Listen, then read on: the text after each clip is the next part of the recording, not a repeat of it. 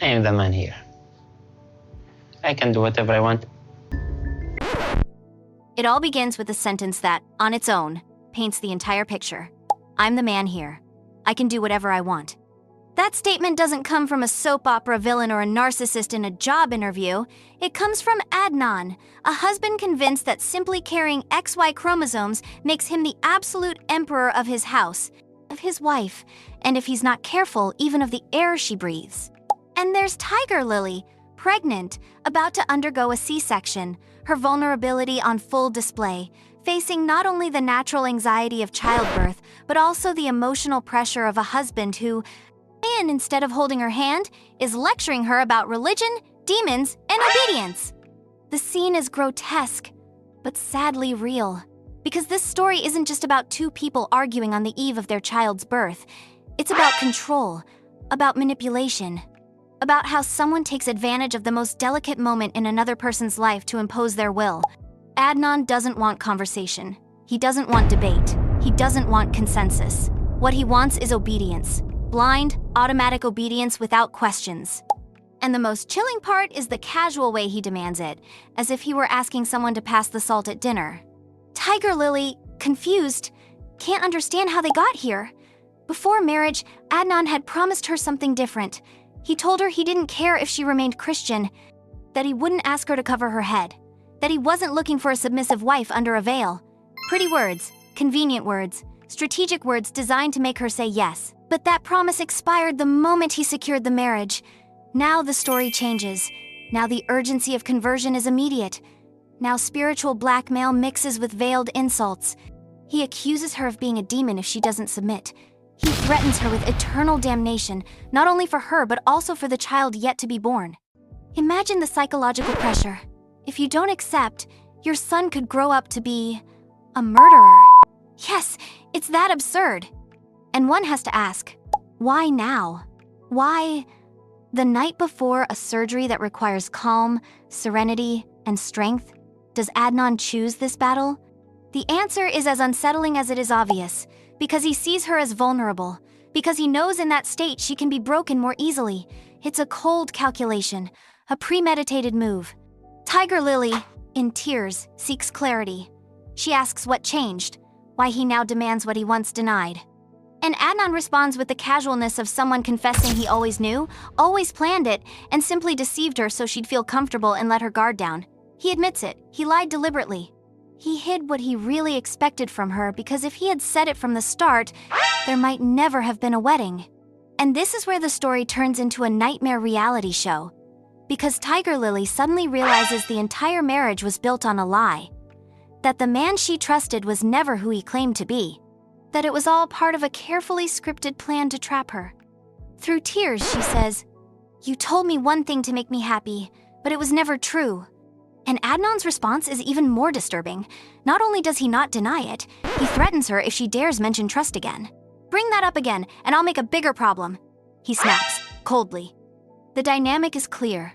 Silence in exchange for peace. Obedience in exchange for not being punished.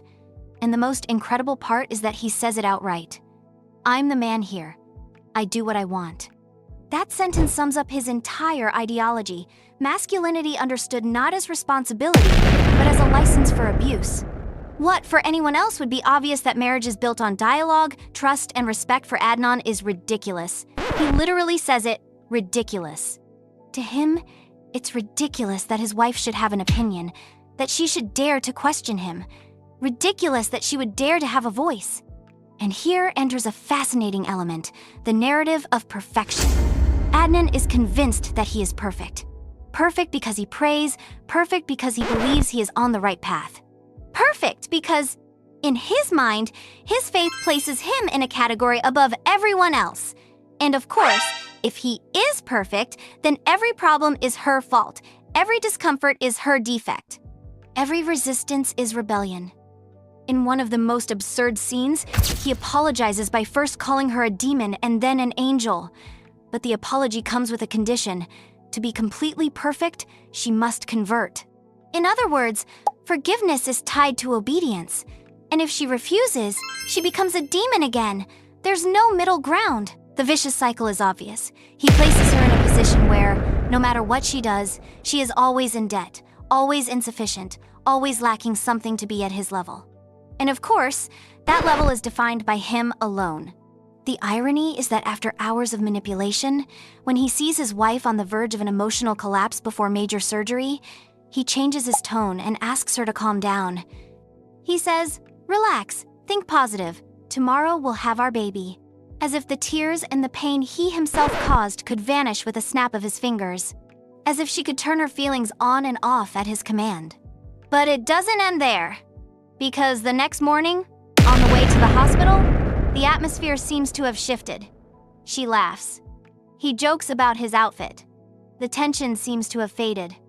And as spectators, we don't know whether to admire Tiger Lily's resilience or fear the speed with which the cycle of abuse resets. Argument, manipulation, false apology, apparent calm.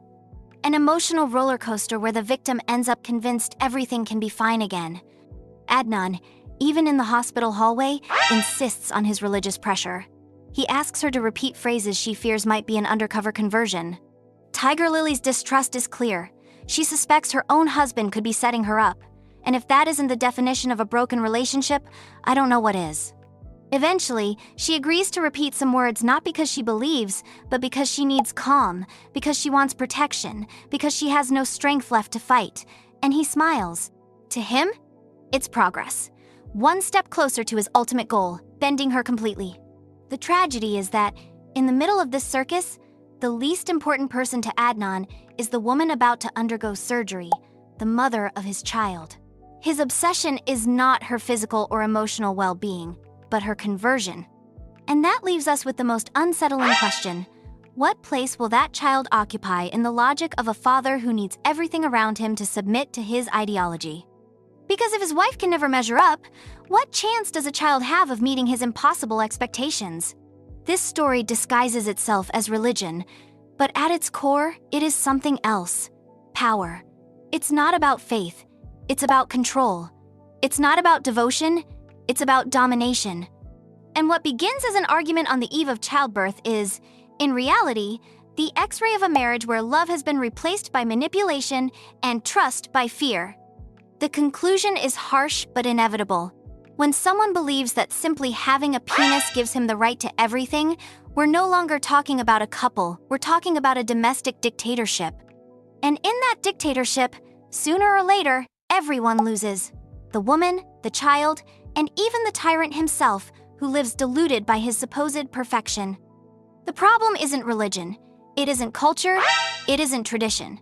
The problem is abuse, the disguise of piety that hides a controller, and the inability to recognize that a relationship can only survive on mutual respect. And here, amid all the drama, the only clear thing is that Tiger Lily deserves something Adnan is unwilling to give her. Peace. Because what we witnessed was not a man caring for his wife before childbirth. What we witnessed was a man obsessed with his ego, willing to drag her into fear at the very moment she most needed love. And that's the final irony. Adnan thinks he's perfect, but in reality, he is living proof of the opposite. And well, that's the end of this melodrama. Not even a Televisa scriptwriter could have dreamed this up.